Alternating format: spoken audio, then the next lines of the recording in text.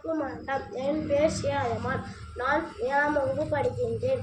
நான் இன்று கர்மவீரர் காமராஜர் பற்றி பேச வந்துள்ளேன். காமராஜர் நகர், காரிமங்கலம், தருமபுரி மாவட்டம். காமராஜர் குமாரசாமி மற்றும் சிவகாமி அம்மாளுக்கு மகனாக பிறந்தார். 1903ஆம் ஆண்டு ஜூலை 14 விருதுநகரில் பிறந்தார். காமராஜர் கட்டாய கல்வி, இலவச கல்வி, மதிய உணவு திட்டங்களை பல திட்டங்களை தந்துள்ளார். 1954ஆம் ஆண்டு காமராஜர் தமிழ்நாட்டின் முதலமைச்சர் ஆனார். கர்மவீரர் காமராஜர், படிக்காத மேதை, கருப்பு காந்தி என பல பெயர்களில் இவருக்கு உண்டு.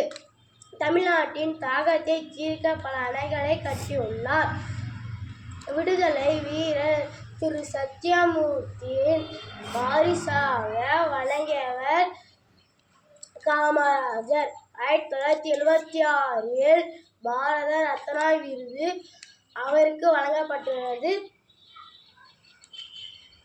பேச வாய்ப்பளித்து சுதந்திர இயக்கத்துக்கு நன்றி.